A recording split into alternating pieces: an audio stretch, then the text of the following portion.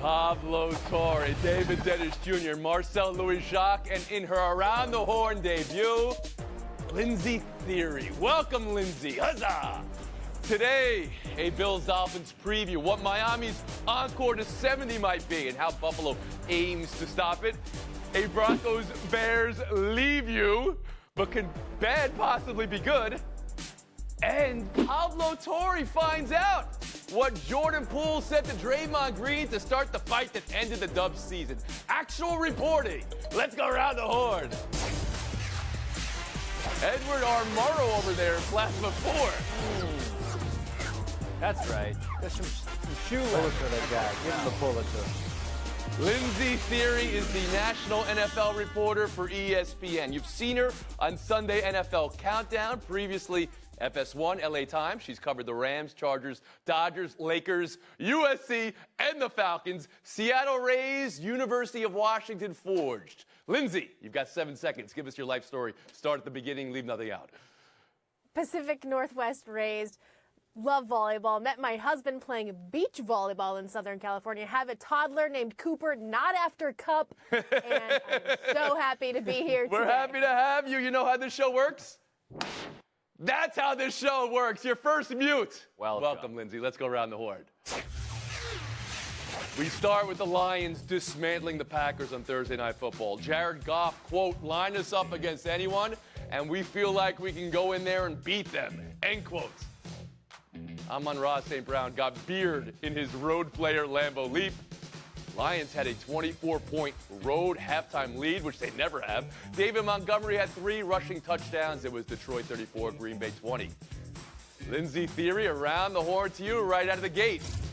Should the league fear these Lions? Absolutely. All in on the Lions. I'm an LA to Detroit commuter now. I've been at Ford Field for both of their games, of course, a loss and a win, but both of those games, you could just see the potential of this Lions team. Jared Goff is hungry to prove he's not dead in Detroit, and Dan Campbell hungry to prove that they aren't biting kneecaps, but they are biting a piece of everybody that they're playing. This defense is playing sensational. Pressures against the quarterback last night against Jordan Love, despite not blitzing. And then Goff, he is getting a lot of run support out there. 4 touchdowns in their first 4 games, rushing for the first time since 1990. This team has it all, and they have a mentality behind their head coach, biting kneecaps, taking knees. There we go. So you're a believer, and you think the league should be I saw you there, Marcel. You think the league should fear Detroit. Marcel, come in here, please. Should the league fear these Lions? Yeah, I mean, if you're not fearing the Lions after they won 11 of their last 14 games, I'm willing to bet your favorite team's probably in the NFC North. It's a weak division that they should dominate this year. Shout out to Jared Goff for talking his trash. You deserve it after what he's been through, after how he was kind of disregarded after the trade from L.A. But this team is built from the inside out. One of the top offensive lines in the NFL, 5th in sack rate, one of the best young pass rushers in Aiden Hutchinson. They've got all the pieces, and they've got the coach to bring it out of them. David Dennis Jr., you see a team you can believe in, a team that should be feared? As somebody who thinks we've allowed way too many rookies on this show, I must say, I agree with you. You're a veteran now, David, yes. Yeah, I'm a vet. Yeah, we got too much new blood on this show. I don't know what's going on here. He left the gate open. I do agree with them, though. I think the Lions are a team to be feared, and it's right at the lines, both of those lines. We saw what that offensive line did, allowing those making room for those rushing touchdowns. But that defensive line, they pressed Jordan Love on half of his dropbacks without even blitzing. That is championship level defense right there. You go to Arrowhead, you go to Lambeau, you win those 2 games. Those are things that strike fear in the rest of the league. Now, I would put them behind San Francisco, Philly, and Miami right now, but they can beat anybody else in this playoffs. Hey, Mr. Veteran, David Dennis Jr., I loved your stat about them pressuring Love without blitzing. I liked it better the first time I heard it when Lindsey Theory said it. Pablo Torre, old man Torre, get in here. Yeah, David Dennis Jr. making like Dan Campbell and cannibalizing someone else's. So I would point out, Tony, as the real veteran on this program, that the biggest counter argument to the Lions actually being a top 5 team in the NFL is that they are the Detroit Lions. Now, I grant you, this is not an argument based on does that mean? resume or based on science. I've just seen a lot of things in my life, Tony. I'm 38 years old now. I've done a lot of shows. I've done a lot of shows where people like me have said, look at the Lions now, everything's different. And then at the end, things are not different. So I just want to be the guy reminding everybody, we've seen parts of this story before, as impressive as this team specifically is with Jared Goff in exile from LA has been. Okay. It was once said, is it better to be feared or loved? Maybe these Lions teams can be feared and loved. Possible. We've been Horn, we'll move on. Game of the week and of the season so far. That's where we turn to next. Dolphins, Bills. Let's go. How Miami follows up 70 and how Buffalo tries to slow that down and keep this new ball-secured identity of Josh Allen going. The rematch of the game last year that Miami won and OC Ken Dorsey went berserker during. We call it the Marcel Bowl on this here show as well. Marcel, you've covered both these teams recently. Marcel, it's the question of the NFL Week 4. Can the Bills keep the Dolphins' offense contained? How do you plead, sir? Well, it's not off to a great start. They're going to be without their all-pro safety, Jordan Poyer. The Dolphins aren't going to have Jalen Phillips either on the other side of the ball, so both teams will be missing players. When it comes to stopping the Dolphins, though, your knee-jerk reaction is that you have to stop the pass, right? Tyreek Hill, Jalen Waddle, like they're going to want to air it out. Yeah. Not so fast. They also lead the NFL in rushing yards per game. Meanwhile, the Bills dead last in yards per carry allowed. That is a matchup that Miami will be looking to exploit. Raheem Mostert went for 130 yards on 17 carries last year, didn't play in the playoff game, but he will be active on Sunday. If he and Devon Achane can get going, and they have to allocate resources to stopping the run, and you have to stop the pass without Jordan Poyer, it's looking like a Miami win. Sounds like you think it's going to be a Miami win, and there's been a transfer of power in the division from where we were in the playoffs last year. David Dennis Jr., is that how you see it? I don't know if you've heard, Tony, but the Bills are last in yards per carry defense, allowing 6 That yards was Marcel's per point. What are you doing today? You got jokes. I appreciate it, but it's not working. But no, I think that you've seen that the Bills are going to probably try to replicate what the Patriots doing, trying to stop that run. I got the cheese. My first time getting the cheese. I think they're trying to stop. They're going to try to stop that pass. That passing attack. The rushing is going to be another problem for them, but also in the red zone. The Dolphins are number one in converting red zone and plays into touchdowns. The Bills, they do pressure at 13%, but Tua's only been knocked down 3 times. That offense, I don't see the Bills being able to stop that offense at all. This is going to be a high-scoring game, and I don't think the Bills can keep up. Lindsay, it's the question of the week in the NFL. How did the Dolphins encore a 70-point game? How did the Bills try to slow it down? Anything on that? You can't slow it down. You stop the run, they're going to pass the ball. You stop the pass, they're going to run the ball. This reminds me so much, this Dolphins team, of the 2018 Rams. Remember when Sean McVay's offense couldn't be stopped and it took till midway through the season for the Chicago Bears to do it? They put out a blueprint. Teams started to figure it out. Nobody has the blueprint yet on Mike McDaniel and what he is doing for the Dolphins until some team finds a way to slow one part, maybe 2 parts of that offense. I think that they're just going to run their way through the league, and that includes going through Buffalo. So Buffalo, you don't think could be that team? There's familiarity here, of course. There's success for Buffalo versus Miami as well in the recent past. More than 700 yards just a week ago. I don't think in 1 week you can solve that riddle. Oh. Pablo Torre. Well, let's talk about what happened before a week ago, right? Like, the Dolphins have played teams other than the Broncos. And the Patriots, the number 24 comes up, right? 24 points is not 70, right? So it's not like no one has been able to make this team look reasonable. It's just that they're coming off a week in which they've looked.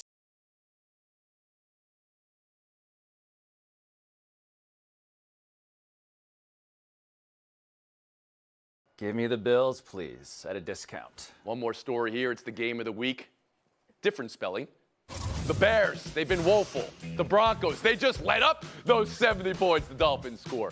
I called this game the opposite of a flex game earlier this week, but now I can't lie. I'm seeing the hazmat train wreck rubbernecking appeal of these 2 0-3s. David, what's possible here in this game? What's on the line Sunday? Could bad be good? I have never anticipated 2 0-3 teams playing against each other more than I have with this game. Here's a stat that is just how ridiculous this game is.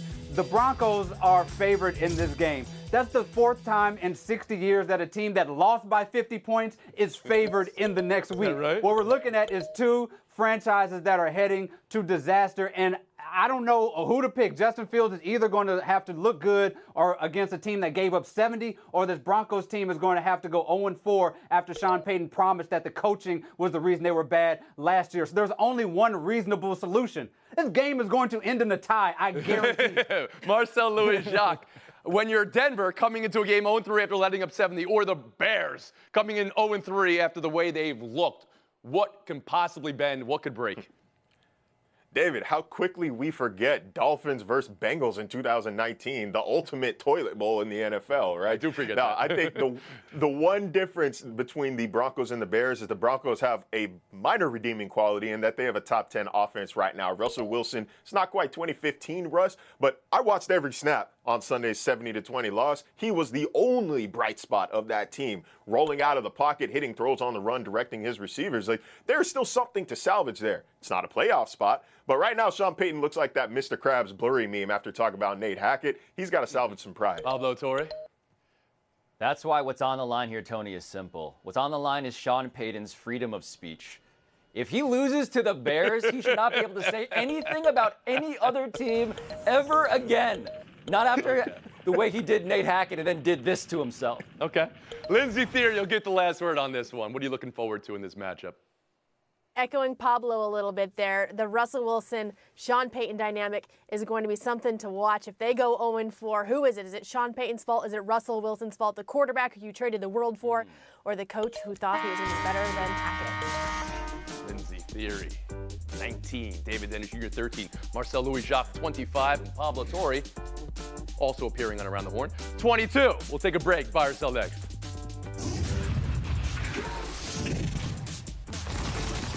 What Jordan Poole said to Draymond Green that started the fight that led to the downfall of Golden State's season last year is a question only the brightest journalistic mind of our time would choose to attack here 12 months after the fact. Pablo Torre on his streaming show and podcast, Pablo Torre Finds Out.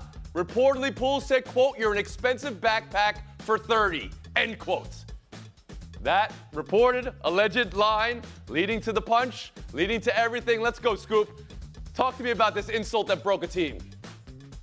Tony, it's been a year and we've heard many rumors, many theories, Lindsey accepted, of course, about this topic. And for me, the reason why I was fascinated by this was because this was a crossroads, not just a gossip, salacious scandal, but a crossroads. And so I tried confirming this with Draymond, with Jordan Poole. They wouldn't touch it. I reached out to more than 24 people to confirm the quote. They turned us down, but one Warriors source did validate that this quote, "You're an expensive backpack for 30, speaking to Steph Curry, having to carry around Draymond Green, who's being paid a lot of money, $26 million at the time, as a burden," that was something that really did resonate in the heart of a guy that I thought might have been more numb to such trash talk. And so this matters.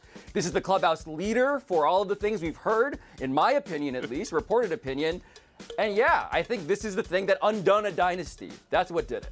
Edward R. Murrow right there. All right, national panel. Now that we've heard from Pablo on the scale of Watergate to Al Capone's vault, I'd like to know where this very serious story Pablo just addressed. But Marcel Louis-Jacques, hearing that, is this the reason why the Golden State season went sideways? Yeah, it is. If you listen to what Draymond had to say about last season, he felt like because of that punch, there were certain times where he couldn't step up and be a leader because he didn't think that his message would resonate with the team. He was still more or less playing catch up to gain that credibility back. So what happens when you punch a teammate? But man, tough look that you get punched in the face if you're Jordan Poole and still get traded to Washington. So how much were they on Draymond's side before that? David, the insult that you're carrying the backpack for 30? I find Jordan Poole's comments to be personally offensive as somebody who thought that I was Steph Curry's inexpensive backpack whose legacy he's carried to greatness. But, that's neither here nor there. I think that, no matter what he said, whether it's Pablo's reporting or Cameron's reporting or whatever he said, nothing that Jordan Poole said seem to rise a level of being deserving of a punch. And I think that's sort of the issue here, is that no matter what he said, Draymond was still out of line by delivering that punch, and he could never make amends for that for the rest of the season. And that did derail a lot of what happened that last year. I love that Pablo and Cameron are in the same sentence right now as far as interviews and journalistic integrity. Finally. Lindsay Theory, hearing this theory play out right from in front of her eyes from Pablo. I want to know how long Jordan Poole sat on that line before he decided to deploy it, because he didn't just think that in the moment. I've been in locker rooms with plenty of big personalities. A line like that, it's clever to the point where you're like, oh, that's good. Maybe it deserves a bar back. I don't think that line deserves a punch. It certainly does not mean that a team should be broken up. But if you're looking at who won that battle, it's easily Draymond Green, right? And can I say it? We all know the only thing in Steph Curry's backpack is the movement that made us, now available in all bookstores. David Dennis Jr. Thank you very much. Wow. We'll move on. Buy or sell two.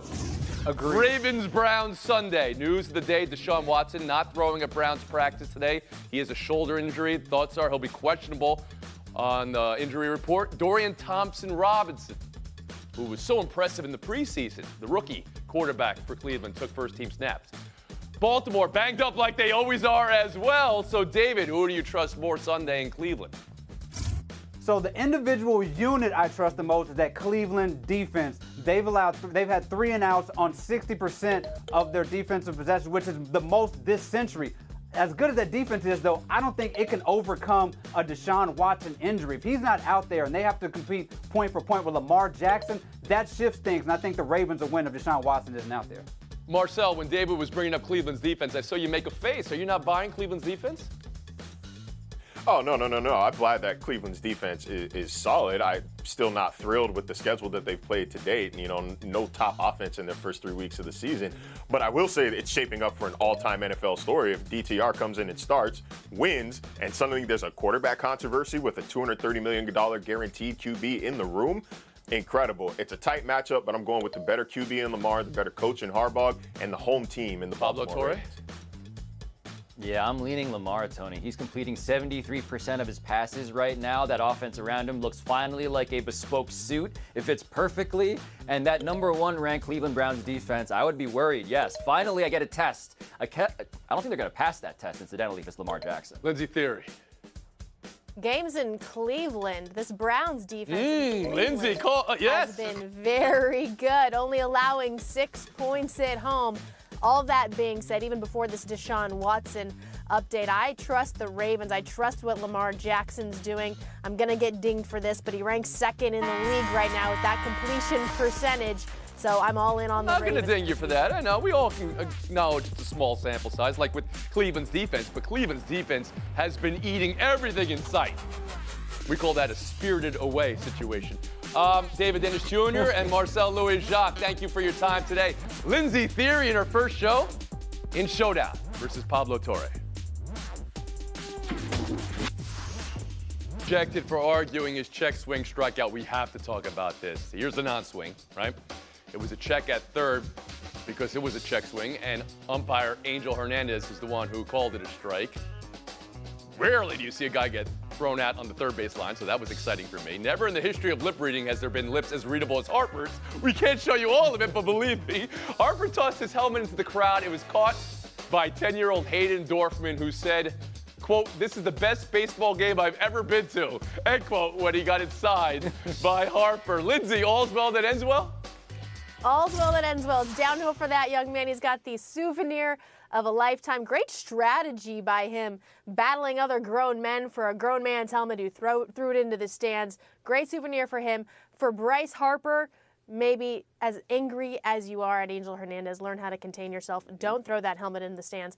But he absolutely was justified in being very, very frustrated and dropping many bad words about that call. I'm thinking about grown men as well, Tony. Specifically, the men, the human beings who do the job of umpire. Because I've been talking about robot umps for 11 years on this show. And no one makes the case better than Angel Hernandez himself. So it may be your best argument you've ever made, Pablo. Unfortunately, a veteran move by the rookie, a Woody Page move. You took up all the time, Lindsay, and that's how you win a sports debate. Your first win, Lindsay. Congrats. Incredibly frustrating. All right, I wouldn't be here if it weren't for a few key people. I started in Great Falls, Montana. First years of my journalism career ended in Los Angeles. 2012, USC. I heard a voice in a scrum, none other than Bill Plaschke. He has been crucial in my career. Him with Gary Klein of the LA Times. Those two guys, huge shout outs to them. They are the best, and I wouldn't be in this awesome chair without them. Lindsay Theory, congrats. Show one. Cooper at home. Baby Cooper got to see mom win. That's great. Another great debut. And one thing that comes to mind to me, because we're on to year 21, is that our new panelists grew up watching this show. And Lindsay, I saw your player card at UW Volleyball. Look at this. Dream job, ESPN sportscaster. How awesome is that? See the dream, beat the dream. Wait a second. Favorite meal, spaghetti sandwich? Oh, Madonna me!